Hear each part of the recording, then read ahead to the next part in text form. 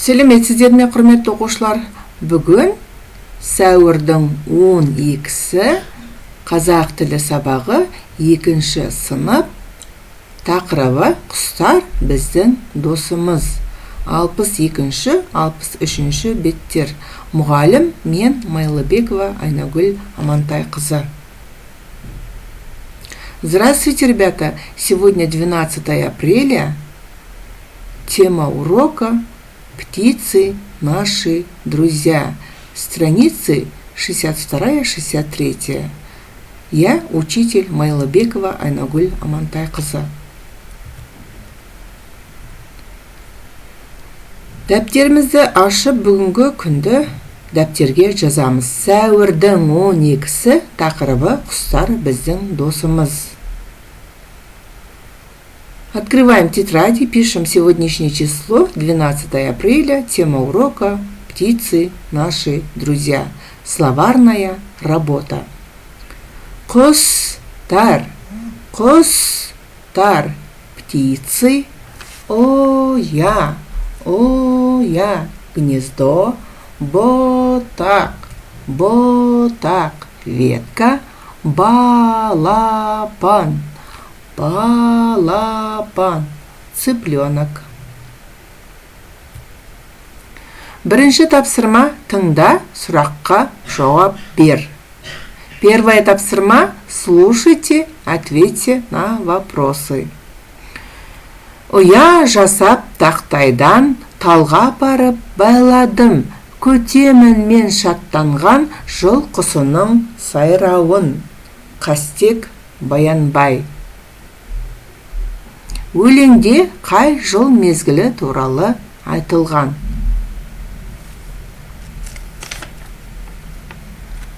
Делаем кормушку из доски, ставим на деревья. Радуюсь и жду с нетерпением песню соловья. Автор Қастек Баянбай. Вопрос. В этом стихотворении описывается какое времена года. Біліп ал. Запоминайте. Көптік мағына. Множественные значения. Құстар әдемі. Птицы красивые. К основу құс прибавляем окончание множественного числа құстар. Птицы красивые. Екінші тапсырма. Оқы, сұрақтарға жауап бер. Вторая тапсырма. Читайте, ответьте на вопросы. Балалар ойнап жүріп, құстың ұясын көрді. Дети играются и вдруг увидели гнездо птицы. Ұяда екі балапан бар екен. В гнездо 2 цыпленка. Балалар балапандарды үйіне әкелді. Дети принесли цыпленка домой. Әкесі балаларына: бұл балапандарды ұядан неге алдыңдар? Олардың анасы жоқ, өліп қалады ғой, деді. Отец сказал детям: почему вы принесли птенца домой? У них нет матери, поэтому они могут даже гибнуть. Балалар балапандарды ұясына апарып қойды.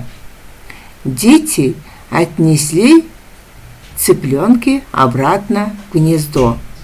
Автор Спандияр Көбеев. Сұрақтар. Балалар нені көрді? Вопросы. Что видели дети? Ұяда неше балапан бар екен?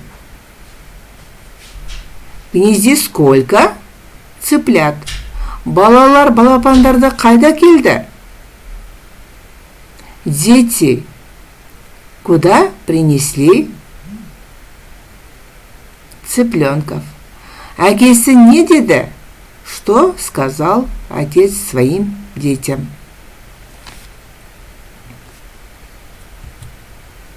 Үшінші тапсырма айтайық. Третье тапсырма. Говорим. Ағаштың бұтағын сындырған дұрыс па? Правильно ли сломать ветки? Ағаш отырғызған дұрыс па? Правильно ли посадить деревья? Құстарға жем шашқан дұрыс па? Правильно ли кормить птиц? Құстың ясын бұзған дұрыс па? Правильно ли разрушать гнездо птиц? Құстарға ұя салған дұрыс па? Правильно ли ставить кормушку птицам? Гүлдерге су құйған дұрыс па? Правильно ли поливать цветы? Орманда қалдық заттар тастаған дұрыс па? Правильно ли оставить в лесу мусоры? Үйге төртінші тапсырма жазайық. Домашнее задание, четвертое тапсырма. Пишем. Аққудың жақсы қасиеті қандай? Какие хорошие качества лебедей? То есть, ребята, где многоточие, мы ставим нужные слова. Адалдығы – честность, достығы – дружба, қамқорлығы – забота, әдемілігі – красивый, әншілігі – пение. Қарлығаштың жақсы қасиеті – хорошее качество – ласточки. Тоқылдақтың жақсы қасиеті – хорошее качество – дятеля. Бұлбұлдың жақсы қасиеті – хорошее качество – соловья. Тоты құстың жақсы қасиеті – хорошее качество – попугая. То есть, ребята, среди нужных слов мы подбираем подходящие слова и вставляем, где здесь многоточие.